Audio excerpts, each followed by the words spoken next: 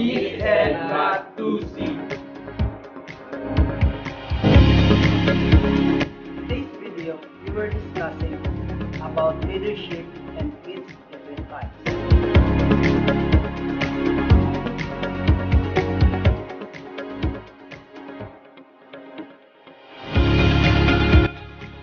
Different types of leadership. Number 1. Democratic leadership. Democratic leadership is exactly what it sounds like. The leader makes decisions based on the input of each team member. Although he or she makes the final call, each employee has an equal say on project's direction.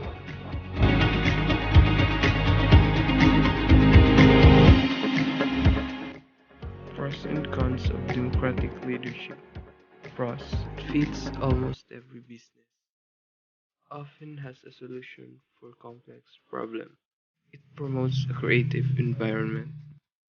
It builds strong teams. Cons: it tends to become apologetic. It is time consuming. It takes long to process decisions. It can seem to be uncertain. Autocratic leadership.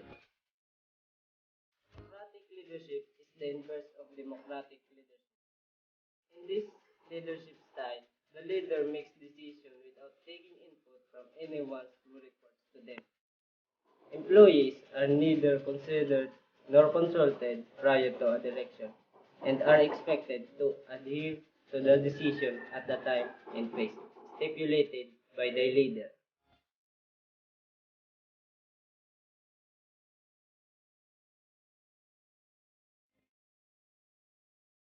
Pros and cons of autocratic. Pros: new untrained staffs do not know which tasks to perform. Staffs do not respond to any other leadership style.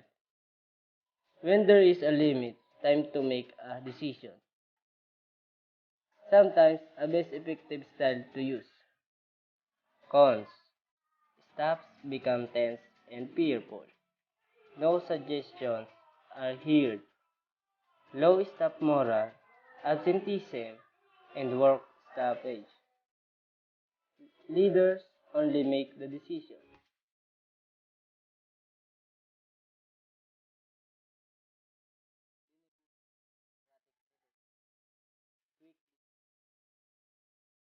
Streamline,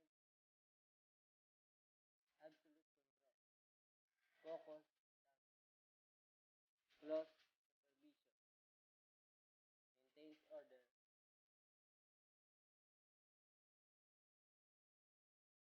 Laissez-faire or Prereign leadership.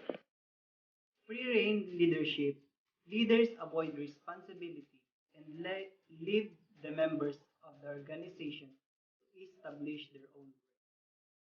This leadership style leads to the kanya-kanya mentality, one of weaknesses of the Filipino character.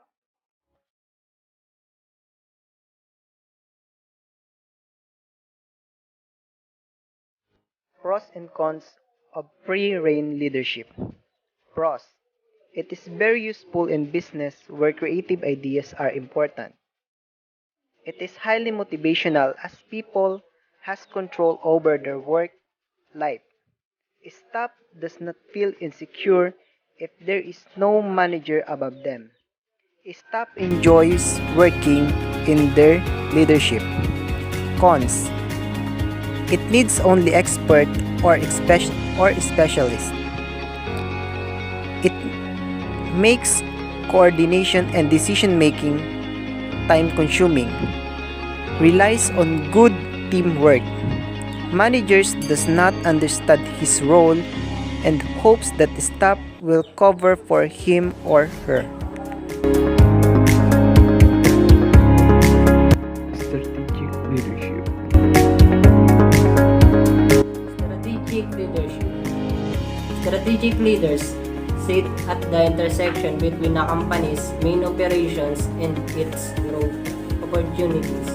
He or she accepts the burden of executive interest while ensuring the current working conditions remain stable for everyone.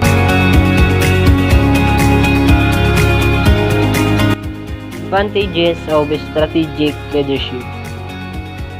Encourage objectives thinking, creating a framework for strategic decisions, supports unity, build commitment, more clarity to tasks. Disadvantages of strategic leadership. It is impossible to predict the future. Will not address the here and now. Flexibility is difficult. Can stall company growth. Potential expense. Transformational leadership. Transformational leadership. Transformational leadership is always transforming and improving upon the company's conventions.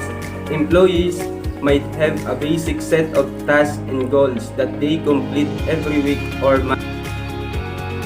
Traits of transformational leadership: risk-taker, vision-oriented, flexible, innovation-friendly, distributions of responsibilities, and lastly, employee development. Pros and cons of transformational leadership. Pros. First, most effective style of leadership. Second, foster creativity and innovation. Third, build and maintain motivation and satisfactions. And fourth, facilitate organizations in change. Cons. First, limitations in application. Second, dependence on the cultural change. Third, can present followers. And fourth, negatively impact individual creativity.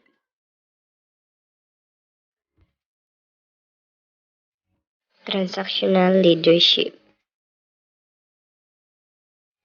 Transactional leadership. Transactional leaders are fairly common today. These managers reward their employees for precisely the work they do. A marketing team that receives a scheduled bonus for helping generate a certain number of leads by the end of the quarter is a common example of transactional leadership. Transactional leadership. Pros. Good behavior is promoted and encouraged. Performance is rewarded. High productivity in repetitive process. Instructions, expectations, roles, measurements are clear. Cons. Limited creativity and innovation. Punishments such as lack of bonus, demotion, and blame. Negative criticism results in low engagement. Others need motivation than performance related. Coach style leadership. Style leadership. Similarly to a sports team's coach, this leader focuses on identifying and nurturing the individual strength of each member on his or her team. They also focuses on strategies that will enable their team work better together.